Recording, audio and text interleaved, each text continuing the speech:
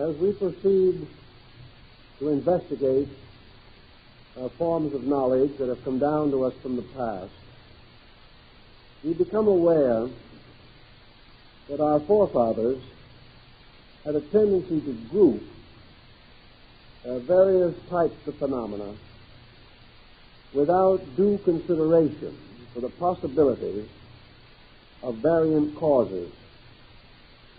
It was their general thinking that a broad area of similar effects could be attributed to a single cause. And as a result of that, we still have much to do in the search for the several answers which bear upon conditions apparently similar. We are trying to find the reasons for things. And many things which appear the same have different reasons, or different degrees of reason behind them. This applies not only to physical health, but to a number of other situations. Not so many years ago, for example, we considered the common cold and its various phases to be one ailment. Now we strongly suspect that there are many ailments involved. The symptoms are similar, but the causes of these symptoms are not identical. The same applies to the problem of dream phenomena. There can be more than one reason for a certain type of dream. There can be more than one explanation for what we would now regard as a small group of related experiences.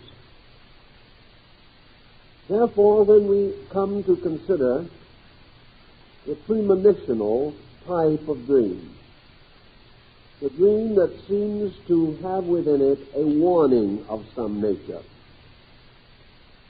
and this dream proves to be prophetically accurate, we immediately try to pin down one explanation that will explain all of the mystery. This we cannot factually do, and therefore, under the general heading this evening, we have to examine a number of related possible causes for what appears to be a very single and definite occurrence. Premonitional dreams and things of this nature arise from one broad group of causes, and from other groups also, but let us consider one group first, but not as the exclusive group. One group arises in man's natural tendency to be fearful. There is something within our nature, particularly if we are depressed or have a tendency to be neurotic or to suffer from some psychological pressure. There is a tendency for us to expect the unfortunate. This expectation passes through a number of different degrees according to the temperament of the individual. Nearly all warning dreams and most prophetic dreams have a tendency to center upon disaster or trouble of some kind. We are not likely to prophesy something in the form of an unexpected good. We are more likely to be afraid of an impending evil. Taking, for example, say 100 dreams or experiences or even strong intuitional pressures about something, we can come up with quite a variety of calamity warnings or forebodings. In the course of years, for example, there's been a large group of dreams relating to natural disaster. Almost every year, someone predicts a disastrous earthquake or flood. We have, for instance, been suffering for the last 50 years from a continuously maintained prophecy, for example, concerning the possible submergence of the entire Atlantic seaboard of the United States. We have also gone through countless occasions with people relating to more immediate disasters. There's hardly a mail that comes today that does not bring some worried question about whether a bomb will drop on Paducah or whether the Mississippi is going to overflow and become an ocean. This type of thinking is proverbial. For the last 2,000 years, we have had proverbial and regular end-of-the-world frights and fears. These are often accompanied by dreams. Sometimes they are forewarned by dreams. Now, what is the possibility of this type of dream? But before we go into that, one other point I should make. Up to the present time, probably 95% of these dreams of portending disaster are not fulfilled. The majority of the incidents predicted do not occur. Yet the individual, finding that they do not occur, seems to lose no enthusiasm for his tendency, and having failed in one prediction, makes two more. Of course, in many instances, predictions or forewarnings, if held long enough about a certain condition or in relation to a certain probability, may very well ultimately be fulfilled. I know that for nearly 20 years, a well-known English prophet annually announced the death of King George V. In the 20th year, he was right. And of course, under those conditions, the preceding 19 years were merely minor errors in calculation. The principle remained untouched as far as this person was concerned, and he promptly went to work predicting the death of the next king. This type of situation seems to indicate a man's natural tendency, under certain conditions, to fall into very negative attitudes.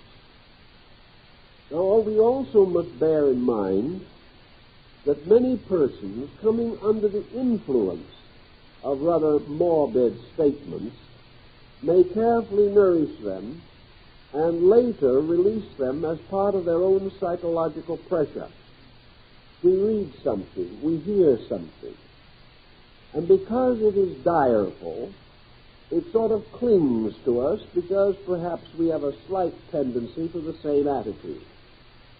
In time, this subconsciously accepted prophecy or premonition or record comes out again as though it originated in ourselves, or perhaps originated in some large circumstance.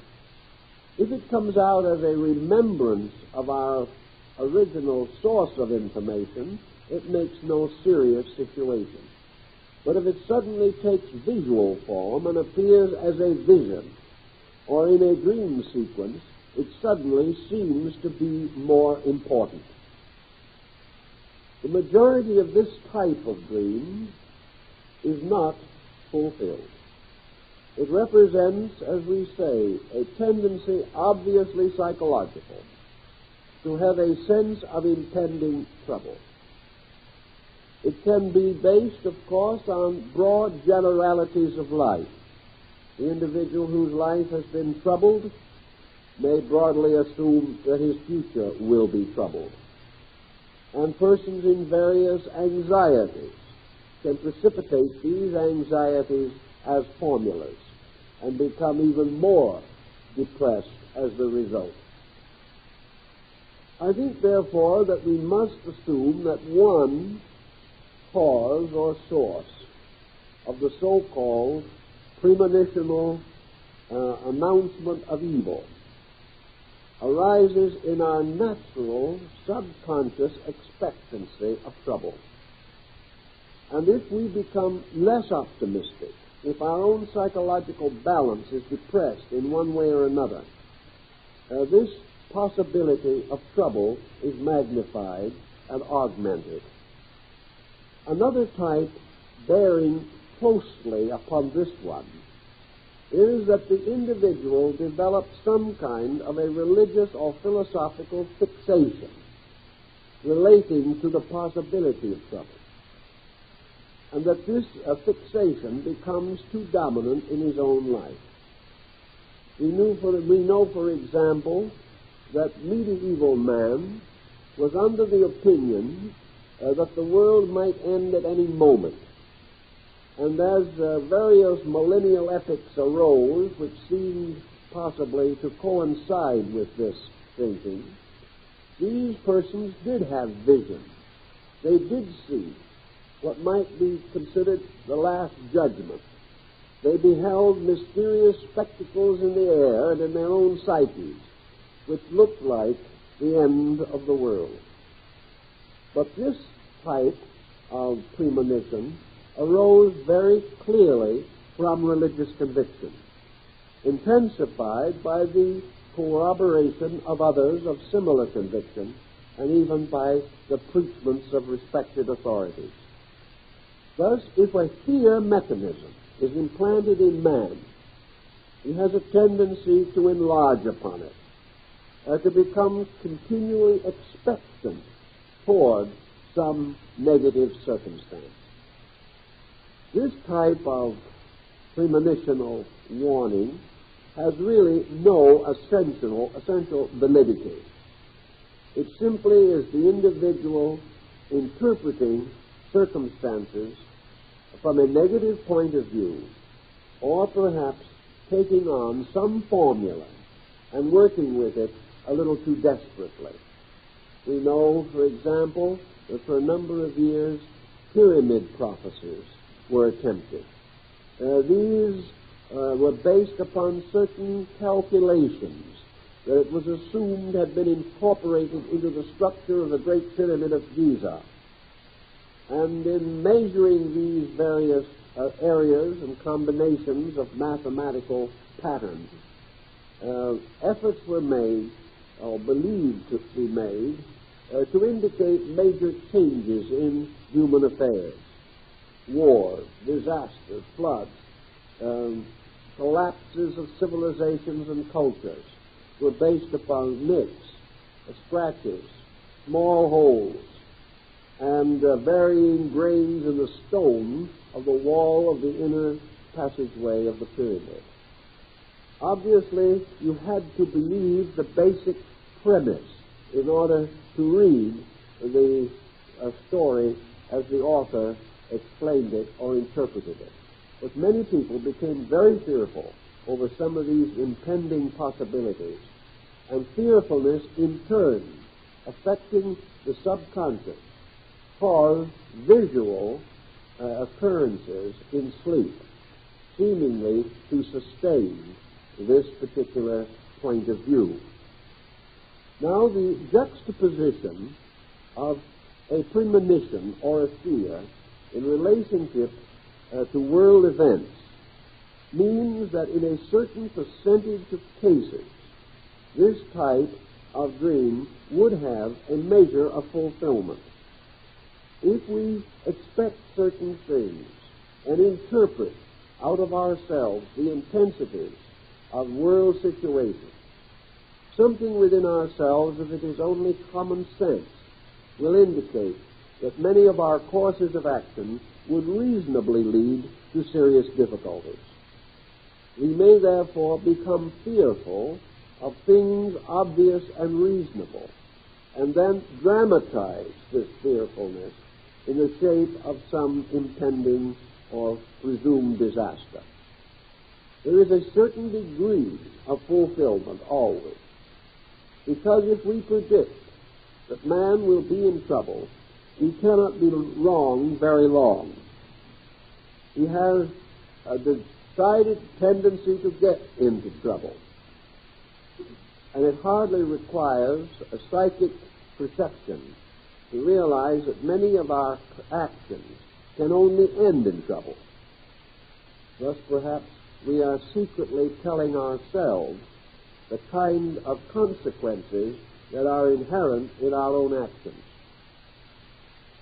This type of explanation, however, does not cover the entire ground by any means, but it does perhaps cover a certain superficial group of conditions which are present and which undoubtedly are responsible for the fact that so many of these predictions fail utterly to materialize, and also to explain why so many important events go unpredicted. This is a situation which we cannot deny. I know individuals, for example, who spent practically every hour of their sleeping time dramatizing impending trouble, and yet missed entirely a very serious one that occurred in the course of their period of dramatization. The same thing occurs in so-called psychic situations. I know an individual, for example, who really believed that psychically he was in tune with just about everything.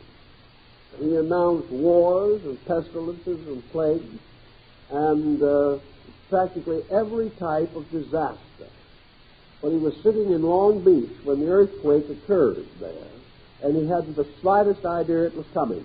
He missed a very good bet, which he might otherwise have been able to use to prove his point. So many things predicted do not occur, and many things which no one anticipates actually happen. For this reason, we must doubt a certain area of this type of occurrence. Now we pass from that to perhaps the second type. But in order to explain this type, we must philosophize a little more about man. What are the reasons, perhaps, why the individual is a little pessimistic and inclined to feel that evil is ever nigh unto him? It's because down inside the deepest parts of his own conscience, he has decided that he is honestly entitled to trouble. He knows that he himself has so conducted his own affairs that they are not in order, not secure, and are therefore subject to innumerable shocks. Consciously, we may defend against this, but subconsciously, the truth will out. And persons who have planned badly, invested poorly, been imposed upon too easily, inwardly realize that this type of circumstance must cause trouble ultimately. Consequently, they may warn themselves. They cannot warn themselves consciously, because most persons are unwilling to admit in their conscious moves that they make mistakes. But the subconscious part of them, which is a little more honest and a better record keeper, will very often warn them of impending inevitables. And as the dream symbolism is seldom literal, the dream that accompanies this type of warning will be emblematic and will present one kind of a disaster to conceal or imply another. A person whose investments are going badly may dream that he is drowning in a very stormy sea. What nature is trying to tell him is that he is insecure, that the things he is doing are not according to his own common sense, but he has come under the glamour of the hope of high reward for small effort, and this is more than his conscious mind can safely combat. Therefore, consciously he goes on his way, hoping against hope. But inside of each of us is a realist that can and does face facts. This realist may whisper in our ears that trouble is approaching. And in order to tell us this, it may have to use some almost psychic means due to the locking of our objective attitude. Most persons are much more set in their ways than they realize. And having done something badly, they must defend their own action. They must justify themselves. And in this process of building elaborate intellectual protections against their own failings, they become so burdened with false thinking that they cannot see clearly or straighten out the tangled chain of circumstances. But the subconscious part of man, because it is not so glamorized, may in time or in the course of the situation come out with the facts. This leads us to suspect that there is a fact finder in man. It represents a level of detached judgment which is not always available to him in his normal conduct. It is there, however, and is one of the reasons why the best thinking that we do must be done when we are in a state of internal composure. The stresses through which we pass nearly always afflict our ability to see clearly. And the word clairvoyance means basically to see clearly. Now, to see clearly on a rational level alone is to appear to possess supernatural power. If we ever use our faculties as they were intended to be used, we become rather intelligent creatures. And the intelligent creature can weigh and estimate the consequences of action. As we lock ourselves away from this simple intelligence, we overlook important truths that should be immediately available to us. Someone came to me with a dream that worried them very gravely. They had two sons, fine upcoming young men. And one night, this person had the dream that these two sons were coming home or returning to the family for some celebration, such as Christmas or Thanksgiving. And along the way, they passed through a serious storm. And in this storm, the ground became very treacherous. And in this treacherous quicksand-like ground, these two boys sank and died. Naturally, the parent was gravely perturbed and wondered whether this was a true warning that these boys' lives were in danger. In the course of some months, no factual incident to corroborate the dream occurred. In fact, none ever occurred. And that was a number of years ago. But what was happening was different. This mother was an extremely possessive person, well-intentioned in every way, but instinctively holding on too firmly upon the lives of these two young men. Apparently, this symbolism of coming back to the family for a celebration was a fulfillment of the mother's desire to prevent these two boys from going out into the world and living their own lives. She wanted them to come back. She wanted to continually protect them and to supply them and to spoil them. And as a result of that, she was preparing to drown them in the quicksand of her own emotional possessiveness. Something inside of her was telling her that if these boys came back, returned again to her influence, there would be a storm, a struggle for their own independence, and that finally their individuality would be destroyed and they would sink into this quicksand of the acceptances of her domination. This was being told to her by her own inner insight. Yet in her conscious mind, she was so desirous of continuing to have the pleasure of trying in her way to direct these young men that she did not for a moment suspect that anything that she could wish for them, anything she could do for them or to them, could hurt them in any way.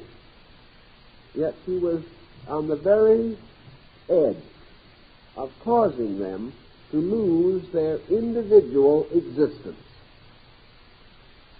Later, this proved to be true, and when a conflict did arise and one of these young men wished to get married, the mother developed an intense hysteria over the whole thing. The dream became meaningful, and when interpreted, the real facts began to reveal themselves, and fortunately the mother was able to sense this meaning, which she knew inside was true, and took hold of herself and prevented the psychological drowning of these young men. So that the dream warned something. It was a premonition, but it was not a literal or factual premonition. This is a very important guide because it serves two purposes. First, it shows that the dream does have a meaning. The second is it protects us from the danger of literalizing the symbolism and then feeling that there was no meaning because the physical events do not occur.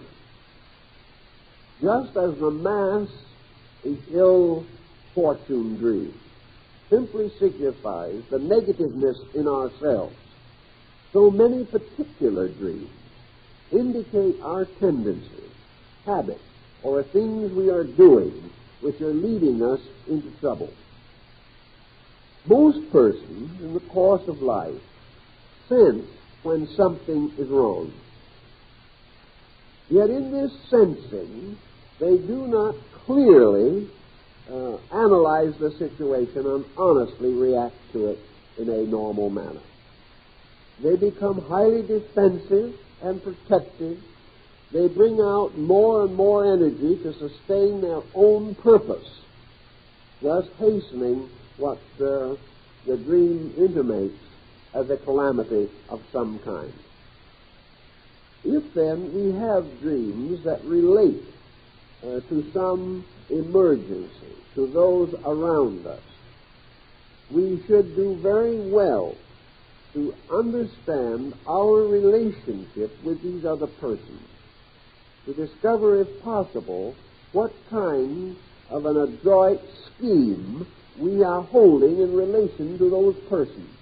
Well, usually there is a little scheme of some kind, a scheme which to us is perfectly reasonable and normal, a scheme which we do not sense as dishonest, but which perhaps is ethically not really honest. It is much of the same type of thing as intense competitiveness in business. We justify competition because apparently everyone practices it, and without it we are unable to survive. In the name of competition, we do things that are not ethically correct. At the same time, we may break no physical law, nor subject ourselves to any legal action. We are just not quite honest. And in personal relationships, this is a very common circumstance. We do not honestly estimate that which we too greatly love. We do not honestly estimate that which we too deeply hate. Wherever the emotions and attitudes and imaginations of the individual become involved, common sense, factual thinking, realization, and reality depart. The only way that we can perhaps save ourselves from the consequences is to listen to the internal value that lies locked in our own souls. If, for example, we have been taught by our religion or hold it to be true by our conviction that a certain measure of unselfishness is necessary for a truly moral, ethical life, and we become too selfish in our relationship, then the psychological disturbance resulting from this may cause symbolic dreams. The dream in this case, then, is a conflict dream, a dream between two levels of our own understanding, a dream in which compromise is exposed in its true light as being unfair or unreasonable or unkind, even though we may consciously deny such to be the case. Therefore, I think we must acknowledge or respect the fact that the average person is more honest when he relaxes than when he is under tension. Tension creates a kind of moral astigmatism. The individual easily overlooks principles when his own interests are involved. Yet psychologically, man is striving for internal health. Nature wishes to maintain his equilibrium. Nature wants the person to be right. And rightness in this case is that this person shall be true to himself as he understands himself, that he shall make no compromise that is detrimental to his peace of mind, his emotional integrity, or his physical health. Under these conditions, the internal or subconscious part of man becomes an instructor, more or less giving advice, mildly correcting or chastising, or if the condition is very imminent and urgent, coming forth very firmly with some warning, a warning that arises from the result of man's inward life becoming too inconsistent, too divided, and to that degree endangering the total unity or integration of the personality. This leads to the next situation. We know that there are what are called prodromic dreams. These are symptomological dreams. They are known to exist. The individual, in various degrees of health problem, does dream in a diagnostic way. Some way, the internal chemistry of man, particularly when this chemistry has been attacked by the inroads of disease, affects the entire psychic life. Sickness, not consciously felt in the body, is already subconsciously felt in the psyche. One of the reasons for this may well be that disturbance of the psyche is the cause of the sickness. And this disturbance, which has perhaps remained for some time on the psychological level, begins to intrude itself upon physical function or structure. This increasing hazard to the total integration of the person creates psychological, mental, emotional stress patterns of a peculiar nature. These patterns can become intuitively known. They can be sensed before they occur. Inasmuch as a symptom, for example, will announce perhaps more than the symptom itself implies, because the symptom carries with it the overtone of what will occur if the symptom is not corrected. It is a warning, and once it appears and is adequately diagnosed, the whole course of an ailment can be anticipated. Therefore, a symptom may arise early, And usually symptoms do arise in time for the individual to take some kind of step if the symptom is duly noted. Psychologically, symptoms are known earlier than they are physically. The physical system, even though it is extremely sensitive, is not nearly as sensitive as the psychic organism. And by the time certain symptoms have worked their way out into our physical objective consciousness and we become aware of them, by that time a great deal of symptomology has already occurred that was cognized only by the subconscious part of ourselves. I think this may have been one of the explanations of the old clinics of the god Asclepius, the Greek god of healing. These clinics strongly emphasized dream diagnosis, and the patient was brought into the temple, given a sleeping herb of some kind, a narcotic, a mild one, and then, in his sleep, the deity seemed to appear to him and diagnose the ailment. Also, sometimes recommending strongly the therapy indicated. Primarily, this undoubtedly was the unlocking of man's own interior power to know the condition of himself.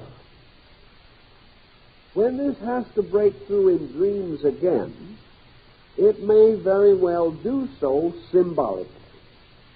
The event may not be exactly what the dream seems to mean, but there is a valid relationship capable of interpretation. A classic example of that, which I have mentioned in some of our writings, is the story of the man who had the dream that he was swimming in an ocean of blood, and a few days later had a very dangerous hemorrhage. This particular dream certainly was a diagnostic one. The psyche knew what was coming, because the causes of this circumstance were already at work within the body, although the person was not aware of it. One of the reasons why the psyche might have had this awareness is because the psyche was able to judge the nature of the person, the nature of his actions, his previous conduct in certain matters, perhaps habits or practices that weakened the body, or some previous sudden exertion which endangered the body and made this hemorrhage especially likely. Also the possibility of the psyche picking up a matter of infection or a matter of the gradual development of a disease within the body that the conscious person had not yet realized. Consequently, there is not only in this case the personal factor of a subconscious with an awareness beyond the conscious, and the fact that awareness bestows an increasing area of prophetic power. We call it prophecy, but actually it is awareness of facts, present or impending. Facts that have perfectly mathematical formulas and are developing and unfolding in natural sequences which can therefore be examined by anyone who has the interior insight to make the examination. Many people do not make the examination. Many persons, being afraid that their symptoms may mean something, disregard them in order to preserve for a little while the freedom from the oppression of an unhappy diagnosis. But the psyche senses all of these things. We may also note very definitely what is now coming to be more recognized and which we have talked about for so many years, namely that we must consider nations and races and collective groups as individual psyches. we must face the psychopolitical fact that the folk or the people of a unit or culture group constitute a psychological entity. These people may not be consciously aware of a course of circumstances affecting their country or affecting their nation or their race or their culture. But there is no reason to say that the subconscious of these groups, that this subconscious nature is not aware of the inevitable consequences of group policy, and that the attitudes of people, their intolerance, or their various pressures, these will in turn affect the political life of these people. And on the same basis as the prodromic dream, there is no reason to doubt that predictions about nations can be made. Predictions which seem fantastic, and yet which arise not in a miracle or in some unknown sensory perception, but simply arise from the fact that man is capable of greater thoughtfulness in these matters than he realizes, and that this greater thoughtfulness is nearly always obscured by some superficial false thinking of his own. Thus, denying the hazards, denying the dangers, or ignoring them, he permits them to gather around him and increase, and he strengthens the dangers until finally the psychic integration breaks through with some kind of a warning. Nature has a tendency to warn things. Nature does not wish them to fall into disaster. In fact, a large part of the sensory structure of man is defensive, intended to assist him in the protection of his life and his liberty and his happiness. It is his own tendency to ignore this helpful part that nature has provided that causes him to have more and more trouble. Nature, trying to break through with one of these prophetic experiences, usually chooses the sleep period. Although under certain stress, nature may assert itself even in waking hours. But the sleep period merely means the period in which the self-will of the individual is subordinated. These experiences, which may be a clear statement of a real truth, these experiences come when the defense mechanism of opinion and attitude have been temporarily suspended. Thus, we have the extended realization that as sleep merely represents the temporary relief from psychic stress, that the person in his daily living who can consciously relieve himself of this stress can relax and become quietly, thoughtfully receptive to basic ideas, will usually be able to discover what he needs to know. And it is the tension under which we operate that actually permits us to make mistakes. If we were relaxed, if we were thoughtful, if we were conscientious in our tracing through the pattern of our own conduct, we would be able to save ourselves innumerable tragic hours. We have the power, but now this power only operates when we get out of the way of our own self-interest, which is a false self-interest because it is not helping us, it is hurting us. It is merely fulfilling our desire. It is not supporting our needs. This leads us to another possible level of the explanation of this type of phenomena. We have not yet approached anything that resembles the mystical or the mysterious. We know that certain persons, highly trained, recognize ailments more quickly than those untrained. And these ailments not only mean physical ones, but anything which has a tendency to disturb the order of our lives or endanger the normalcy of our existence. We know that it is perfectly possible to detect from the general structure of a person, from his reactions to certain tests, how he is likely to fare in this world. We know that if he flunks certain tests, he will have troubles throughout life. The troubles are not the result of flunking the test. The troubles are the result of the condition of himself. And the flunking of the test is merely a demonstration of his own condition. Thus, the entire psychic integration of the individual as he is gives us a very clear and concise insight as to what is most likely to happen to him. And because the details of his character help to define the details of events likely to occur, we can come very close to a remarkably accurate prophecy about someone, merely as a result of the daily exhibition that that person makes of the attributes of his disposition. We know that certain attitudes will have certain consequences. We may not be able to date the consequence, but we are fully aware that it will occur. And sometimes it occurs more rapidly than we realize.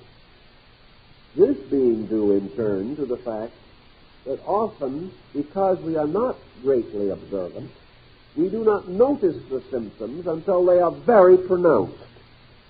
And the more pronounced the symptom, the more rapidly the consequence will be manifested. If we could perceive the symptom at its very beginning, we might be able to say it will be 10 years before this symptom will produce any marked effect. But if we are already 8 years along the process of this symptom building up, before it becomes sufficiently clear for us to sense, then the symptoms will produce their consequences in 2 years, because it is measured from the time in which we become aware of them.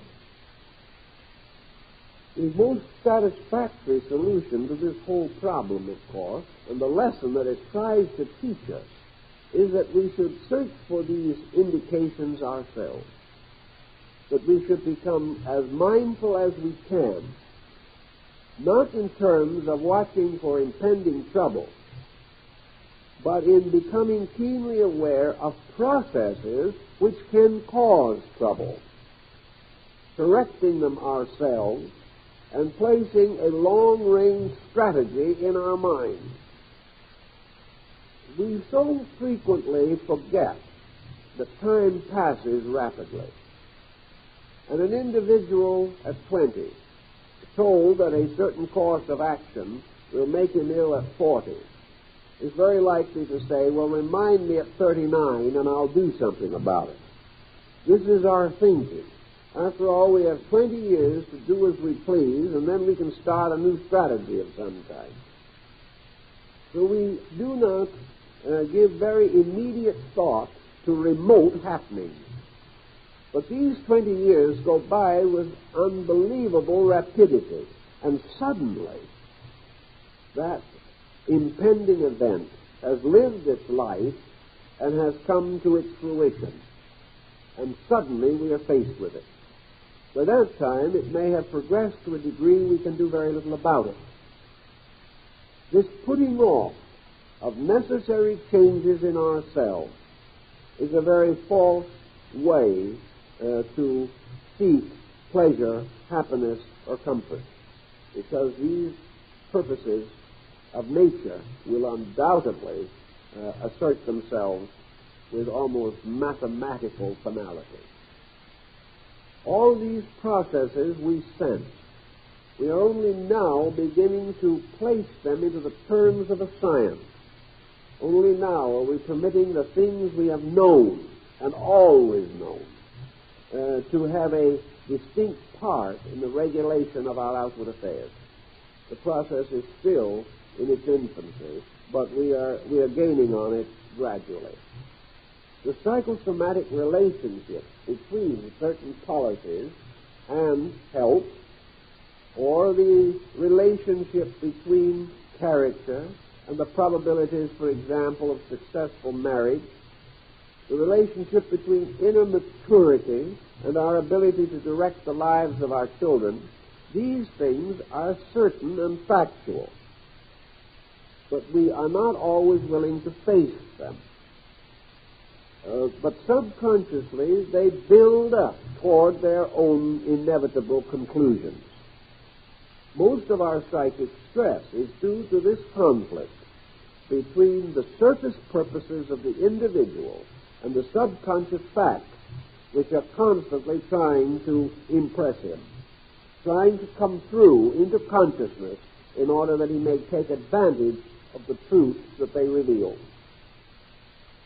Now, there are several other possible degrees to be considered here. There are other phases of this matter. Influence from other persons, and how this influence may appear through dreams to be prophetic. But all in all, the average person who comes under dream analysis or deals with this phase of his own inner life is not essentially a prophet. He is not basically a mystic, no matter what he wants to think about this. He is really a person of comparatively imperfect attainment, who is in need of immediate help in the most simple and commonplace occurrences. The individual who thinks he is far beyond these problems of ordinary mortals suddenly finds himself confronted with a broken home or sees his business evaporating through poor management. It has not occurred to him that such things could happen to him. He believes that he has gone far beyond this in his internal insight, but he has falsely weighed his own attainment. And I think it is wise in the view of this to assume that the average person does not have available extrasensory faculties which may normally be the explanation of unusual occurrences. What he calls extrasensory faculties are really his own true faculties, which he has not been willing to acknowledge, or which he has misinterpreted. And the voice that comes is not the voice of an angel.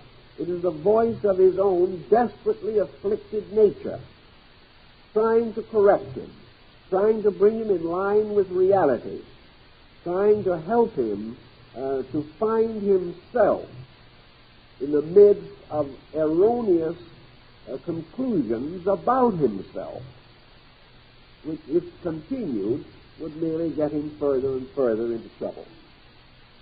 This type can be examined and amplified, and books can be written relating to these phases of the situation. But we must also bear in mind that there are certain evidences of premonitional or warning experiences which do not conveniently fit into these suggested causations. There are others which bear upon other values. One of the most difficult of these to analyze is the so-called dated dream, or the vision in which an occurrence is clearly located in its time sequence. An individual has a certain kind of dream that is not essentially personal. A dream perhaps such as that of a small boy who had a very clear and vivid dream of the great earthquake disaster at Martinique years ago. This child sat up in the night screaming and described the occurrence. And a day or two later, Martinique was struck exactly as this boy had seen. Now, he had no interest in Martinique. He probably did not know it existed. He had no reason to suddenly become so highly sensitive and to prevision even the details of this disaster. Our psychological explanation of this, such as we have previously advanced, is simply not adequate. On the other hand, the explanation for this type of prognostic dream should not be merely enlarged and made to cover all the others. The fact that this boy had undoubtedly an authentic example of premonitional dreams does not mean that all other dreams are authentically premonitional, nor that the faculties used by this boy are the same faculties that are used by the individual in a dream of another disaster which does not occur. We must face, therefore, that dream phenomena of this nature can arise from several causes, and we must try to analyze a little at least the genuine prophetic dream, which, as far as we can determine, cannot be explained by psychic disturbance within the person. This type of dream is usually impersonal, but it can also be personal. But where it is personal, it is so exact that the individual, whether he accepts the dream or not, will nearly always experience what it suggests. This type of prophetic dream also has a different dimension in its presentation. The truly prophetic dream usually is not symbolical. It is literal. It describes the event exactly as it is. It is not something that is forced to fight its way through the symbol-making mechanism of our own consciousness. And from the general study of it and what its procedures seem to be, there is much to indicate that it represents a direct impact from some source outside of the psychic mechanism of the individual. This, of course, leads immediately to the psychological consideration of such things as telepathy, extrasensory perception, the possibility of true and valid foreknowledge about events which are to occur. Now, the foreknowledge type of dream suggests, again, more than one possible explanation.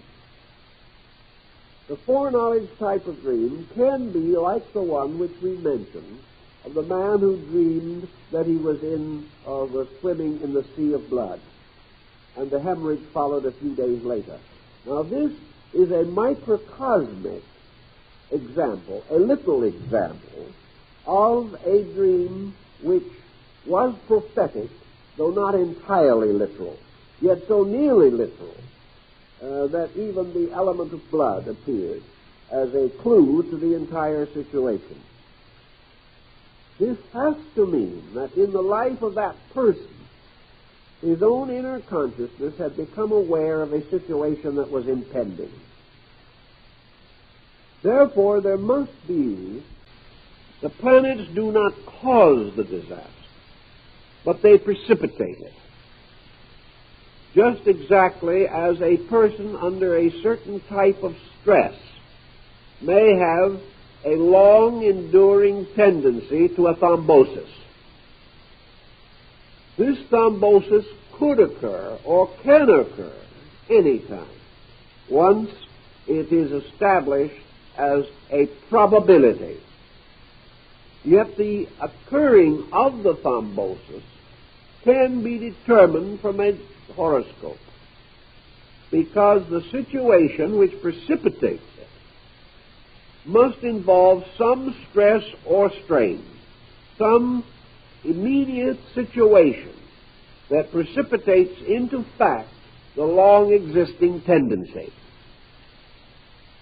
Now, it is conceivable that man is sufficiently sensitive to these psychic influences or to these groupings of planetary force that he can become aware within himself of the pattern which is going to affect something else. In other words, he can sense or feel or experience without mentation the qualities of the pressure or massing of planetary rays. If nature can precipitate events by these patterns, man can intuit these patterns. Thus he becomes a subconscious or unconscious estimator of the vibrations in the atmosphere around him and the probable intensities of these vibrations. And as these vibrations in turn are localized on the principles of geodetic equivalence, he may even be aware of the area in which these vibrations will center. Perhaps the simplest way would be to assume that there is in man a seer, inwardly capable of contemplating these patterns. And just as he can train himself outwardly to read in some degree of accuracy the relations of the stars in a nativity, so subconsciously perhaps he could read them even better without even knowing what he is doing. He simply receives the pure impact of the archetypal energy itself, and then proceeds to differentiate this energy in himself, discovering in the process the meaning of the energy. Now, this might seem a rather circuitous way of doing it, but there is no doubt in the world that human beings have been able to intuit these things. And there is also no doubt in the world that most so-called forms of fortune-telling, whether they be according to the I Ching of the Chinese or according to the geomancy practiced by the old Roman soldiers, or perhaps according to the cartomancy or card reading of someone like Mademoiselle Lenormand, that in some way these mechanical things, the cards, the dice, all of these symbols that are used in divination, they have to be interpreted. And the interpretation of them arises not in themselves, but in the person who interprets them. In the same way, one physician may be extremely intuitive in his diagnosis, so intuitive that there is really little need for him to make use of laboratory facilities at all. He senses the type of problem the sick person is suffering from. Other physicians do not possess this sensitivity, at least not consciously, and must depend upon laboratory reports. The tendency in medicine, however, is that the practitioner, who is sympathetic, understanding, and is largely dominated by the true principles of healing, will, through the course of years, intensify his own sensitivity. He will start out with very heavy dependence upon formalized methods, book forms of diagnosis, or laboratory reports. But having treated many who were sick, having carried many ailments through their various stages, he gradually develops an interior power to estimate what is to occur or what is wrong. It is quite conceivable by the same procedure that this rapport, this sensitivity, this high specialization may lead to a kind of clairsentience on many levels, including world prophecy. The seer who is always responsive to the psychic forces around him, and who therefore, in a rather relaxed manner, casts the dice or drops the little sticks of Chinese divination, immediately mysteriously sees symbols as Auntie used to see them in the teacup. You will see a group of tea leaves, and they looked exactly like nothing. But Auntie had no difficulty whatever in proclaiming that that pattern was a kindly-looking elephant. Another individual looking at the same pattern said, "It does not look like an elephant to me. What it really looks to me like is a cat sitting on its hind legs." Then Auntie will argue, "No, it just isn't. You're just not seeing it right." And this can go on for hours. Yet Auntie, because of her intuitiveness, is actually dreaming awake. She is imposing from within herself a meaning. And if she is sufficiently sensitive, her meaning may be correct. Because she, again, is sensitive to something, the force or pressure in life which is moving events.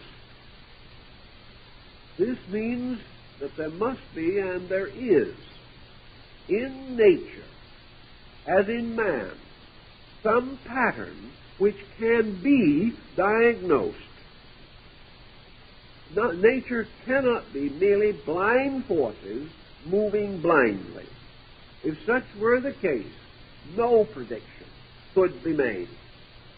There has to be a pattern, a scientific unfoldment of archetypes, by means of which it is possible for a sensitive person to tune in to one of these patterns. Now, the next thing that comes to mind in all of this situation is a little different, but has a bearing upon this. We assume that man's physical body is a sort of mirror in which his psychic life is reflected, so that his physical personality becomes the extension of a series of causal factors behind it. Let us assume for a moment that the physical earth is such a body, but that this earth is really the visible part of an elaborate structure, and that the invisible parts of this structure correspond to the emotional, mental, and psychic life of man. Therefore, that predispositions to various physical conditions lie within the invisible parts of a structure. That what we would call, therefore, a physical circumstance arises from a series of invisible factors. That these factors group, and when this group of factors becomes sufficiently dominant, then the physical body or the earth body will receive this impression and will be molded or modified accordingly. Thus, things happening in the visible nature of things have an antecedent existence. They are existing through the process of becoming what they are. And things do not simply happen.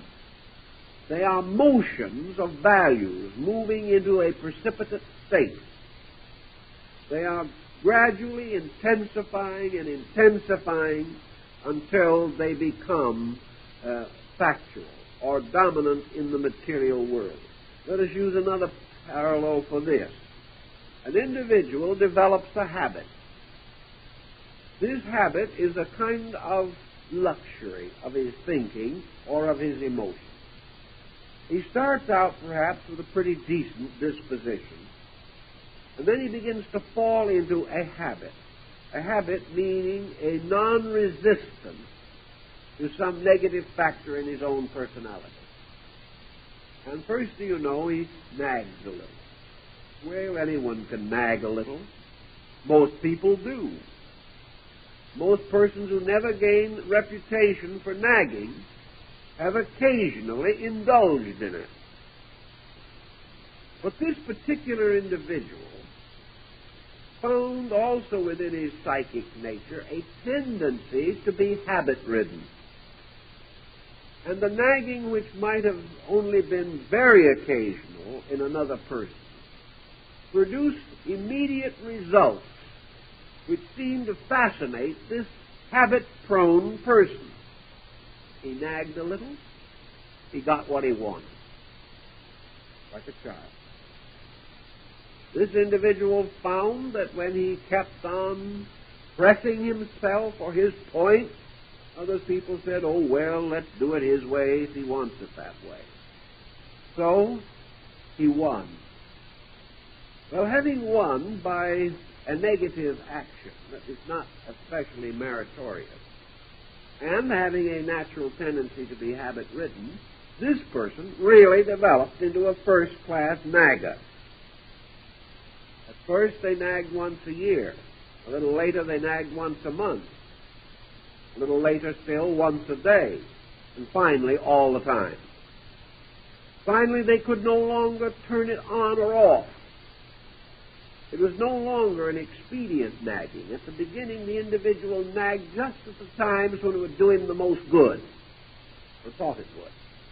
Finally, he can't control it at all. It becomes like a habit addiction. It becomes a tremendous pressure. And all his willpower cannot get him over this instinctive habit. It may destroy many values for him, but he can't stop. Now, this has all been building something for a long time. For perhaps most of a considerable period, this nagging produced no visible result, except perhaps occasionally he got what he wanted. But after many years of this problem, the crisis came. The family got tired of it. And perhaps some very slight little nag, just at the critical moment, and this individual's family left him. The action finally occurred one afternoon, but the cause of it had been building for 20 years. But there was a moment in which this cause precipitated itself. Now, at the beginning of the 20 years, no one, perhaps, could have foreseen where this nagging was going to lead. But 6 months before the break came, any good analyst could have described very immediately what was going to happen, because the reaction of all the persons had become so conditioned that it was merely a matter of time when the family would disintegrate. Tuning in at one of these later points by subconscious means, any individual who was intuitive could have announced the broken home. And by the degree of the intensity of the situation, could have said, perhaps not the day on which it would occur, but that the condition would not extend much longer. That it was only a matter of months or a year or two, and it was going to happen. Everyone involved was at the breaking point. Somebody had to break. So if you could have tuned in on this process at the correct moment, you could have very well diagnosed exactly what was going to happen, and probably would have gained some reputation for being a wonder worker. But these things represent patterns building up. World patterns build up. The psychohistorian can see it. He realizes that a certain amount of competition, a certain amount of extravagance, the continuance of unsolved problems between nations, the gradual result of the industrial changes forced upon people, their mingling with other nations. But ultimately, these things are going to come to a head, that something is going to break, or that some major change is to occur. And if we tune in these patterns, objectively, by reason, we call our discovery of what will happen judgment. But if our conscious judgment is not up to it, but this pattern strikes against our subconscious psychic integration, still it is judgment, but it appears to us as a flash of intuition. It appears to us as a miraculous foreknowledge. But this miraculous part is simply the fact that we have not recognized that all processes in nature are natural. and that the miracle is merely a process which we do not understand, but which must also be natural. There is no question that in the psychological atmosphere, as in man's psycho-emotional, personal atmosphere, vast motions of world affairs are in various degrees of precipitation. There is no doubt in the world that through a proper receptivity to the degree and development of these psychic patterns, we may predict with reasonable certainty the advent of a war, and by the development and degree of the pattern, the probability of the timing of that war. We can predict national declines, depressions, and things of this nature if our subjective faculties are able to estimate the processes which are taking place around us in life. There is one other point that is also of some value in this, and I think we must consider it. Outwardly, man is heavily influenced by tradition. He is heavily influenced by the press, by the opinions of the learned, by the words of wisdom from the wise or otherwise. He is still strongly impressed by chatter, conversation, and opinion. This tendency to be over-influenced may result in his external thinking developing a pattern based upon prejudice, based upon immature judgment or the errors of other people. 5 great commentators may come out and say our economic condition was never better, and 2 weeks later a depression. By the same token, a dozen world authorities may announce that a depression is inevitable, but it doesn't happen. This, however, has an effect upon us. And in the fear of this depression, we may panic. And if enough persons are sufficiently influenced by poor judgment of other people, we may develop a depression as a result. At the same time, however, that we are building up these patterns dependent largely upon our respect for the opinions of others or our acceptance of the reports of experts or the common feeling that many people have, usually negative. Contrary to this is our own psychic integration, which may, by its own detachment, by the fact that it has an existence in itself and is subjected to other types of influence than those with which we are physically surrounded, the psychic entity may come to a completely different conclusion about this particular group of symptoms. If the psychic entity is more thorough and more mature in its thinking, it will be more right than report. Now, I know in this particular case we are on very dangerous ground, because if we recommend that an individual always follow his own guidance and go contrary to the opinions of experts, we can also get him into terrible trouble. Theoretically, your expert is a trained guesser. He is an individual who has specialized in a field and probably knows as much about this field as is possible in the light of the degree of intelligence which he possesses. On the other hand, he can be wrong. He can definitely fail to take into consideration circumstances which perhaps he has not faced, or he may be over-influenced in himself by his own particular addiction to certain patterns of ideas. There are experts in this country that have been predicting a depression ever since we got out of the last one. Now, many of these experts are regarded with considerable veneration. We see around us enough symptoms to indicate that they might well be right. But someone may come along and out of a peculiar integration within himself, he may experience the fact that these men are wrong, because he is looking from a viewpoint tied to an archetypal sensitivity.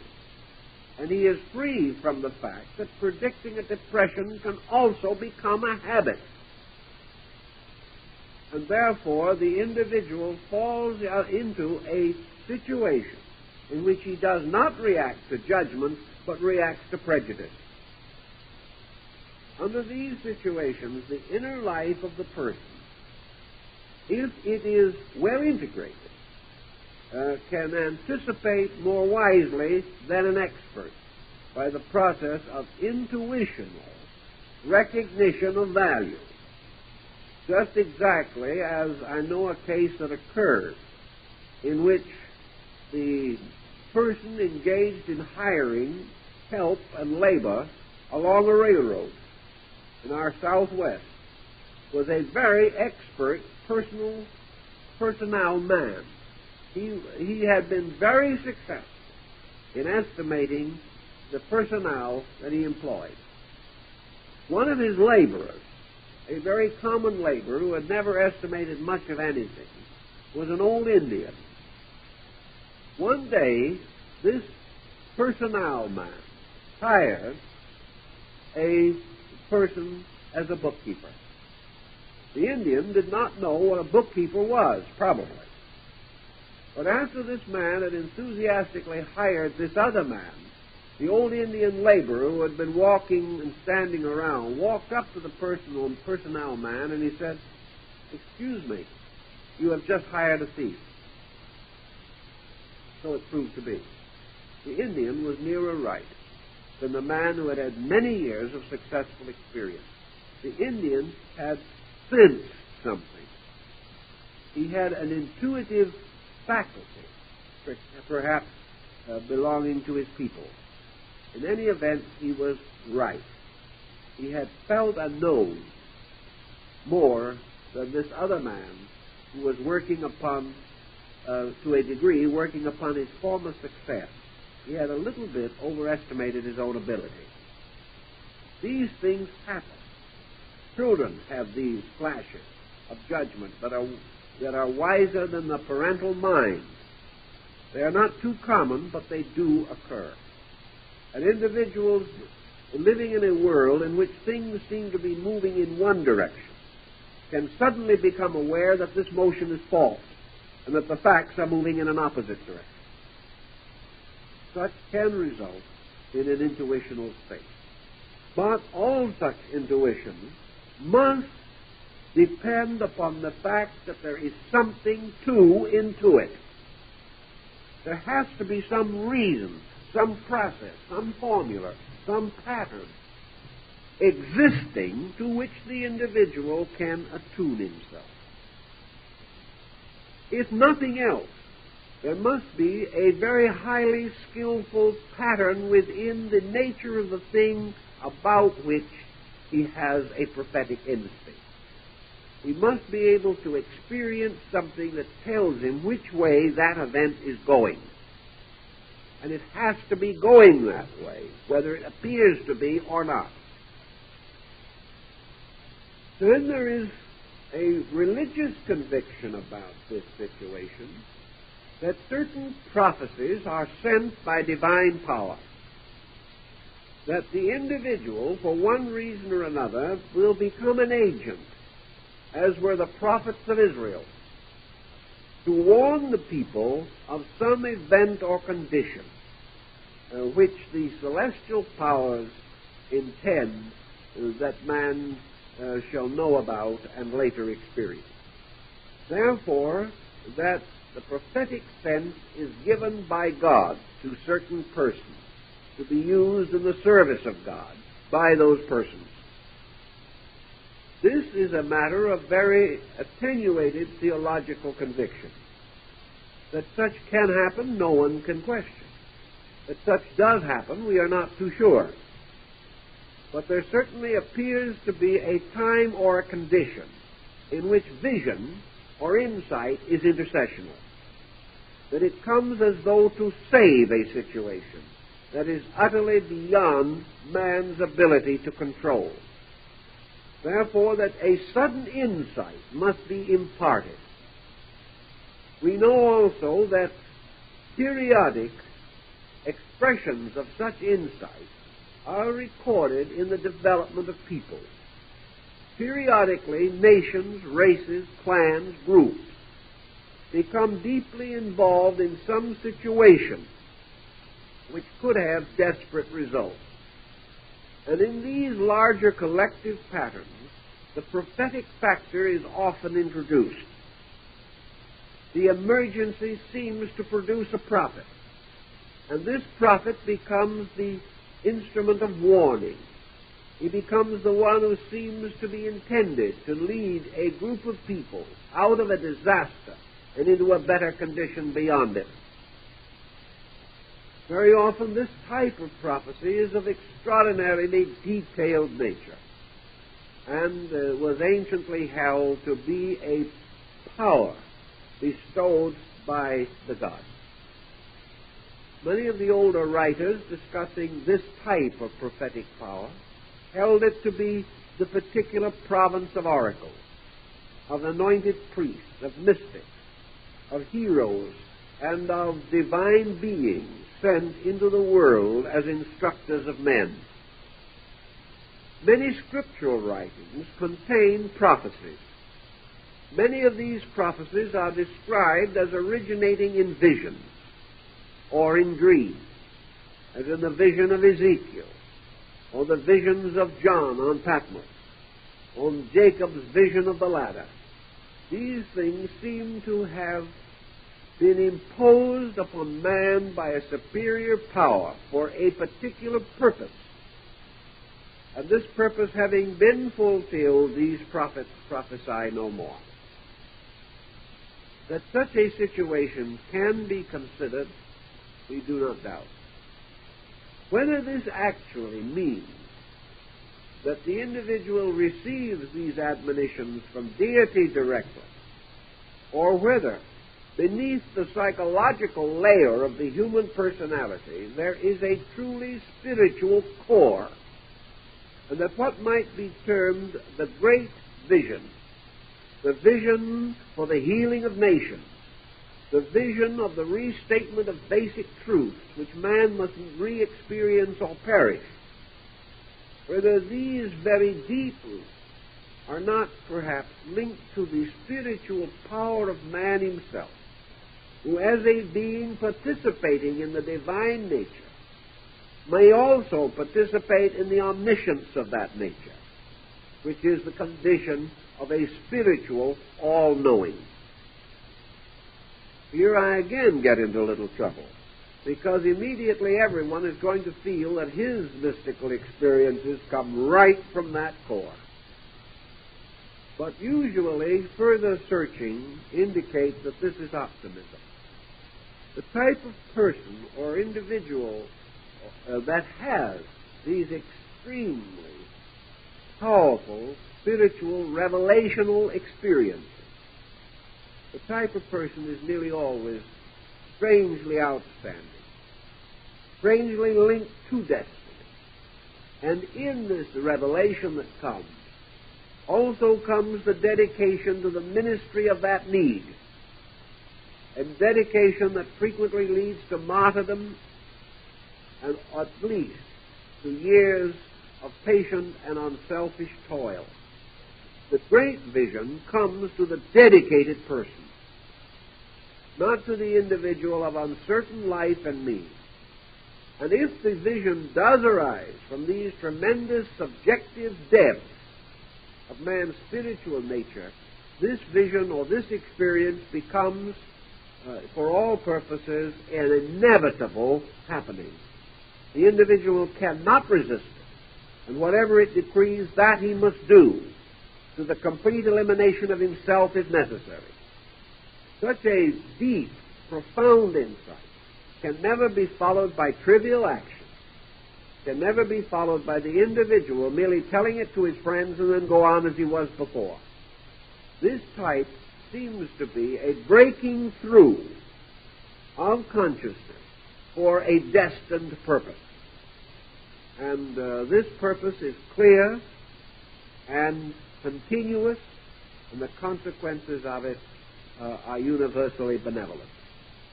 So that we can't assume that these experiences that we have all arise from any such deep root or condition.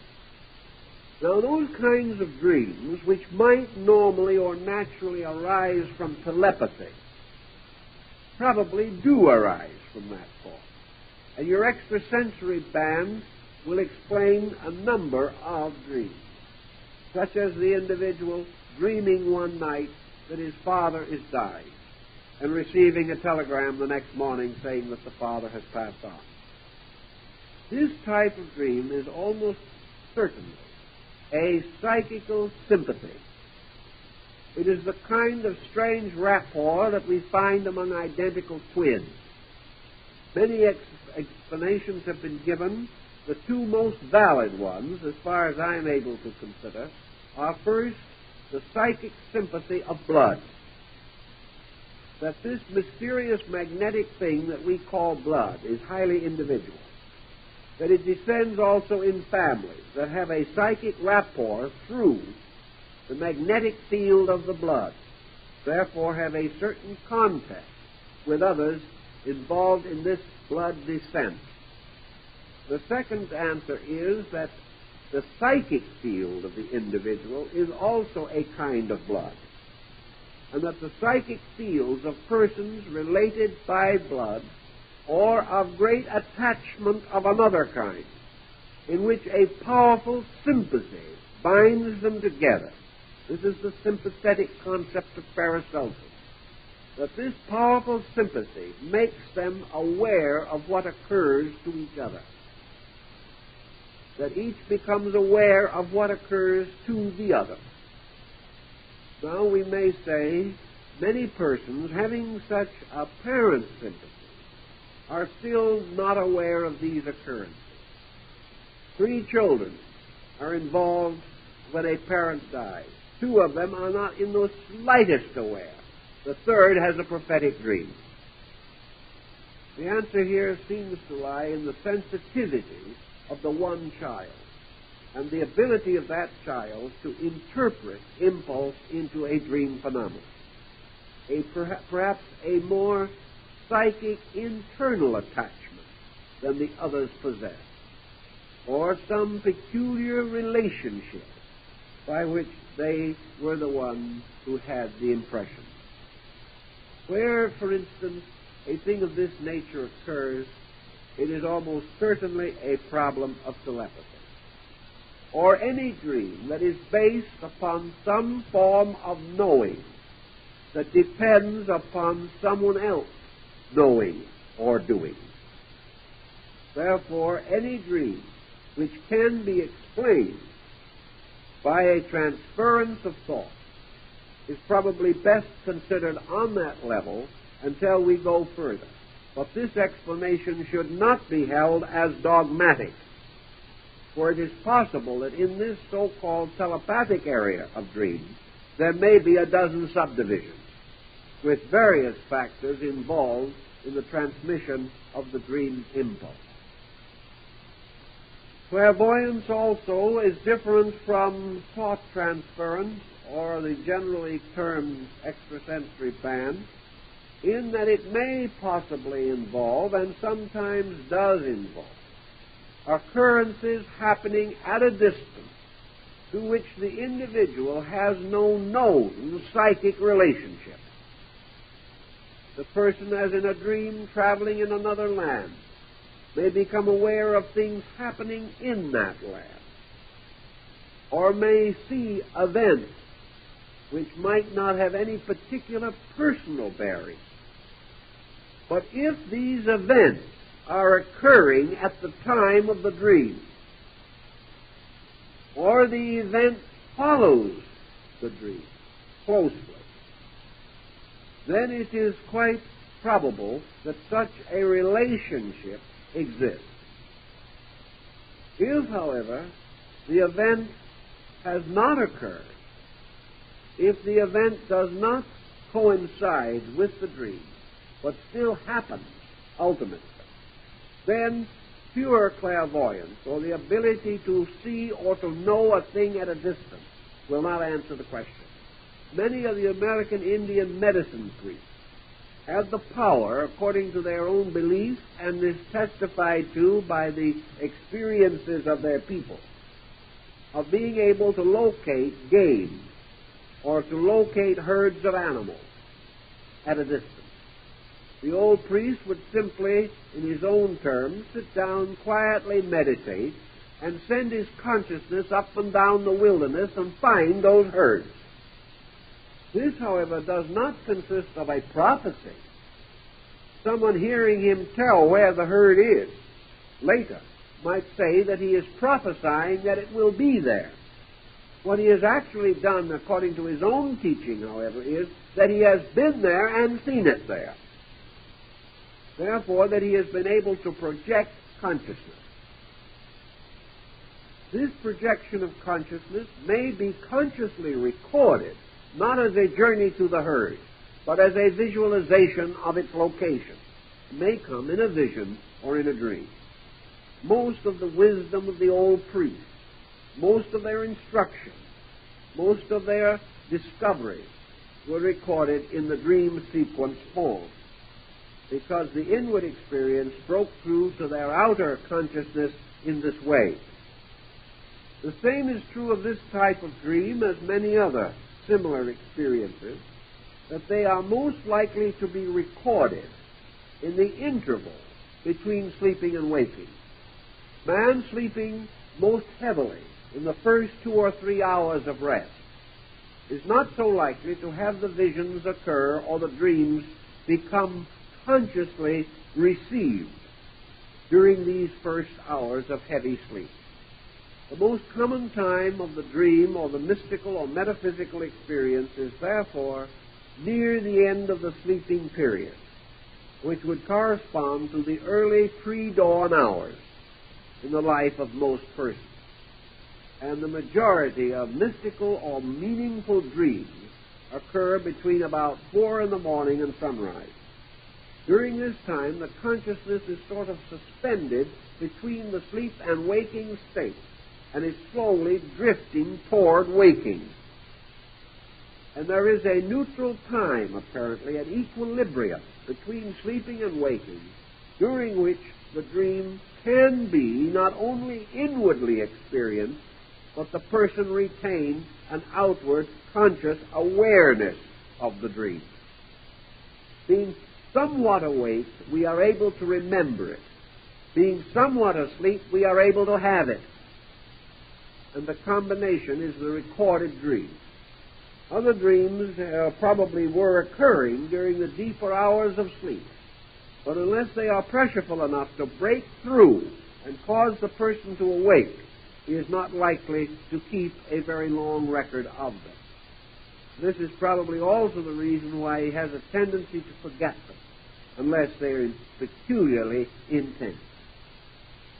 Most dreams that have unusual meaning, prophetic or otherwise, are repeated to indicate, apparently, that something should be done about them. The person receiving a dream of meaning to himself and not finding the meaning, or not accepting the meaning, or misinterpreting the meaning, will very likely have the dream repeated. If, however, he fully grasps its significance and accepts it, the dream is not likely to be repeated. Consequently, if you think you have solved the dream, but you keep on having it, the chances are you have not solved it. But you have to approach it in a different way. Warning dreams can involve sometimes even physical accidents. They can warn the individual or cause him to almost visualize a state that is to arise in himself. But we have what are called accident-prone people. And this is something that, again, has never been thoroughly solved.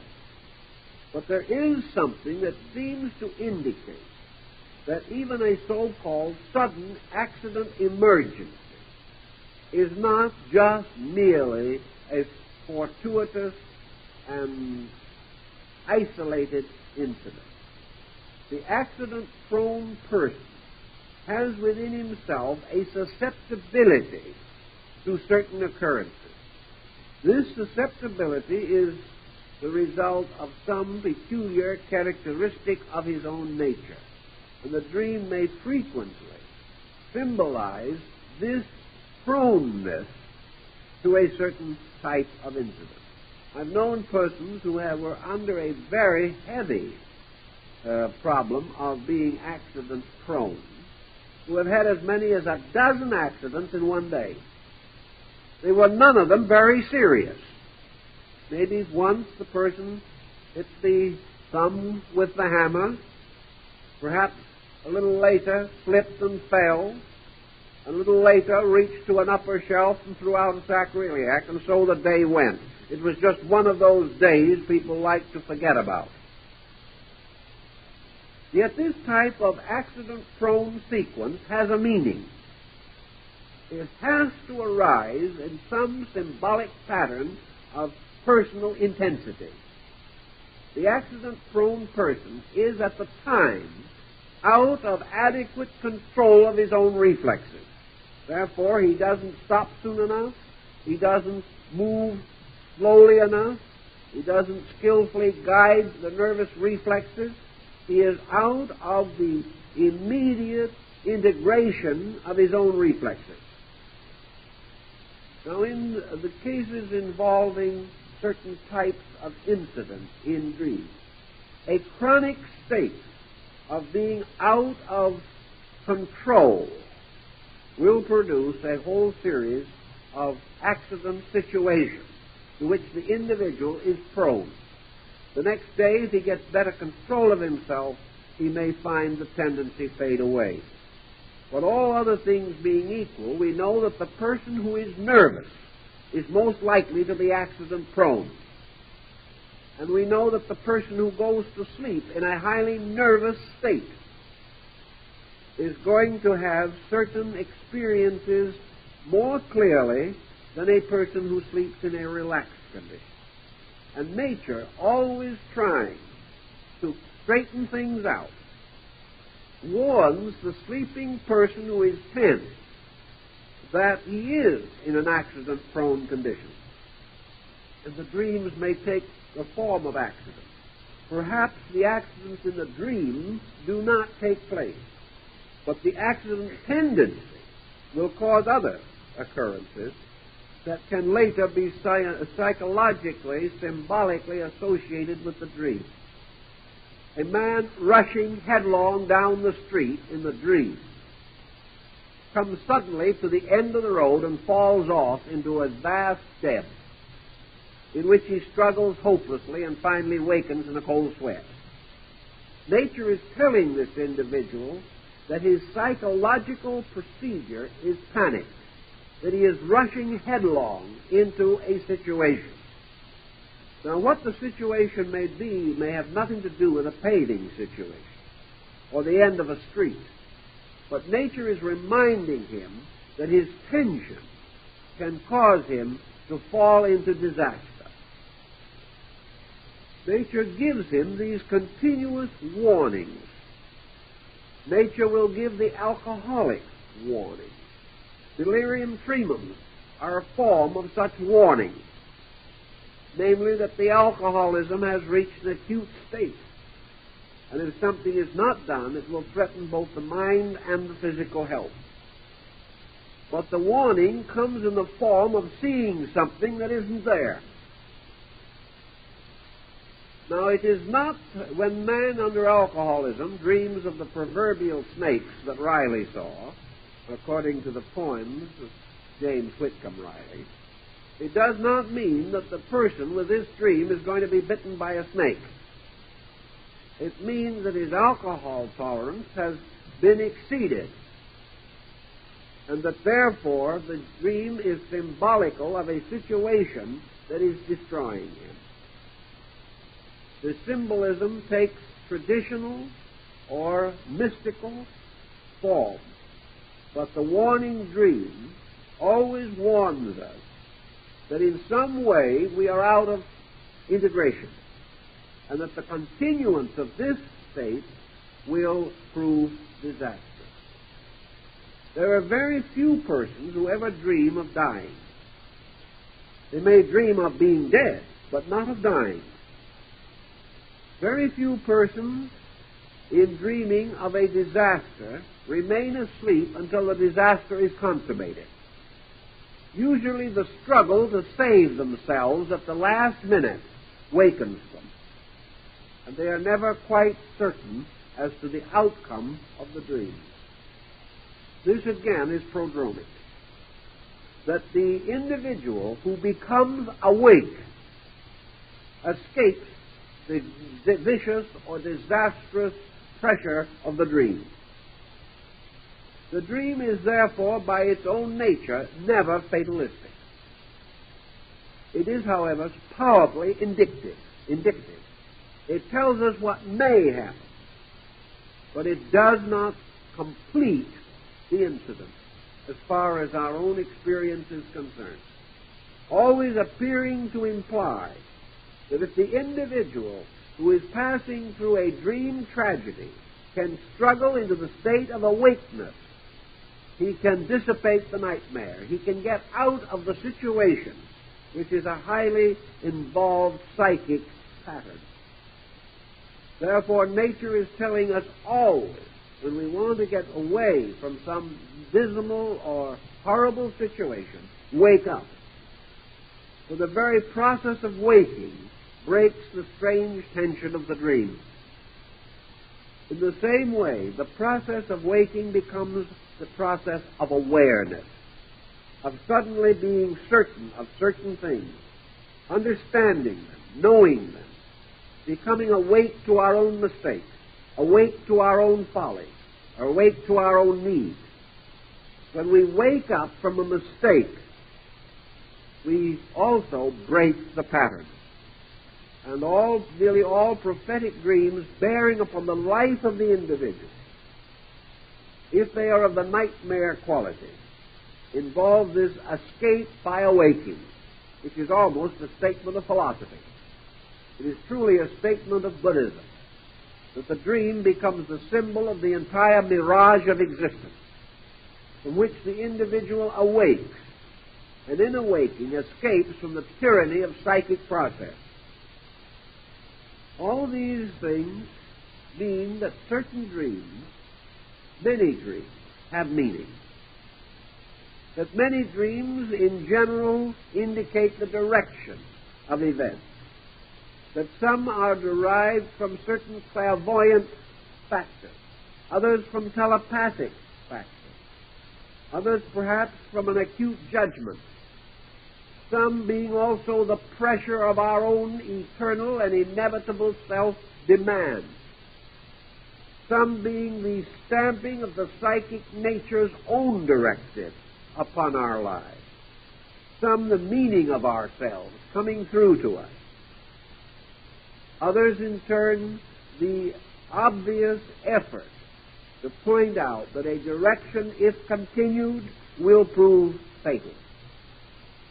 All of these various aspects can arise from the different levels of our own consciousness and involve also faculties and perceptions beyond our present general acceptance.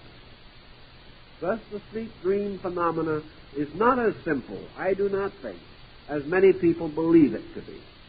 There is much more to be learned, but it is always wise to assume meaning where the probabilities of meaning exist, and from meaning to answer the question, if we can, what does it mean to me now? Why did it happen to me just at this time? And what does it tell me that I should know in order to prevent the fulfillment of the negative aspects of the dream itself? The dream indicates that there is a negative factor at work in life if the dream is morbid. Therefore, this factor must be found and corrected. And the psychological fact remains that when it is corrected, the dream ceases. Therefore, it has served its purpose. And to discover the purpose is to erase the repetition of the dream or its morbid implications.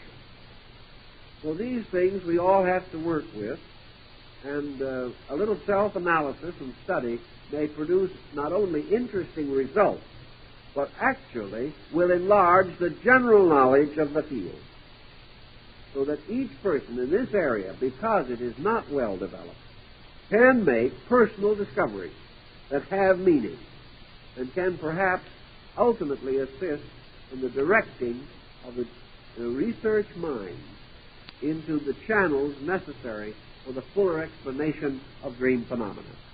Time is up, so I guess that's all for now.